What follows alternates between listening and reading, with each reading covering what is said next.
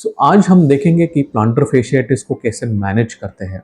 Okay, so initial phase में या initial treatment हम लोग कुछ मेडिसिन देते हैं जिसको हम लोग एंटी इन्फ्लेमेटरी बोलते हैं, जिससे एटलीस्ट आपका जो पेन रहता है, अक्यूट पेन, अक्यूट स्वेलिंग, वो कम हो जाता है।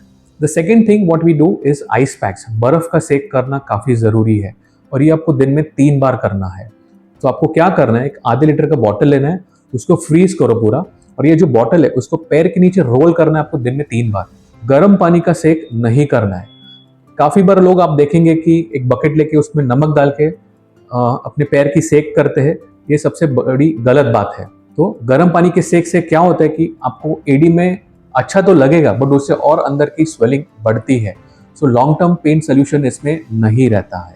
थर्ड रहता है exercise. Exercise is one of the most important treatment for plantar fasciitis. तो इस एक्सरसाइज में हम लोग क्या करते हैं, आपके जो प्लांटर फेशिया टाइट हुआ है, ये जो काफ मसल टाइट हुआ है, इसको हम लोग स्ट्रेच आउट करते हैं। इसको जितना हम लोग स्ट्रेच आउट करेंगे उतना आपका पेन इफेक्टिवली कम हो जाएगा। सो एक्सरसाइज जो है सबसे इंपॉर्टेंट है। अगर आप एक्सरसाइजेस सिंसियरली करेंगे 6 हफ्ते के लिए दिन में 3 बार, तो आपका 80 to 90% पेन इससे ही चला जाता है। लास्ट रहता है आपका फुटवेयर। सो आपको एक सॉफ्ट कुशन फुटवेयर यूज करना बहुत जरूरी है। इसके लिए आपको कुछ अलग से स्पेशलाइज्ड इंसोल्स पहनने की जरूरत नहीं पड़ती है।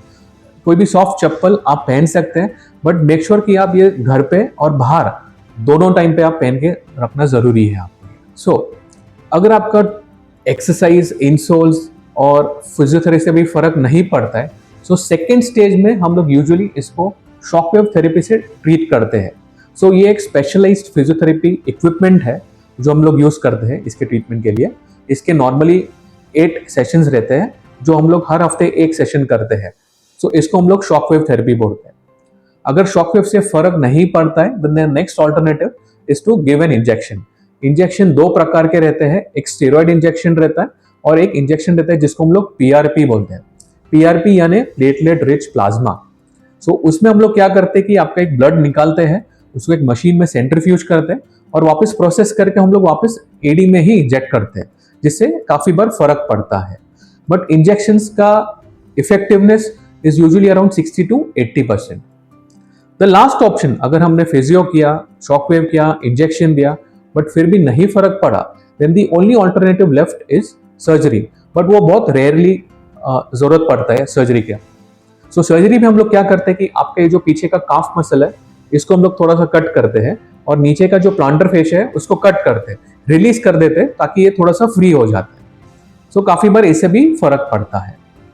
सो ये सब ट्रीटमेंट ऑप्शंस है प्लांटर फेशियाटिस के लिए। सो ये जो प्लांटर फेशियाटिस है, it is one of the most commonest problems in the population. Okay, बहुत बार आप देखेंगे कि लोगों को इतना एडी में दर्द होता है सुबह उठने पे। सो बहुत बार लोग इसको इग्नोर करते हैं, प्रॉपर डॉक्टर के पास नहीं जाते हैं, ठीक से ट्रीटमेंट नहीं ले पाते, एंड ये जो प्रॉब्लम है ये फिर आगे बढ़ते ही जाता है। बट अगर आप कोई स्पेशलिस्ट डॉक्टर के पास जाएंगे तो, and if you take the proper precautions, proper advice, आपका ये जो प्लांटर फेशियाटिस का पेन है आपको जल्दी ही उससे छुटकारा मिल जाएगा।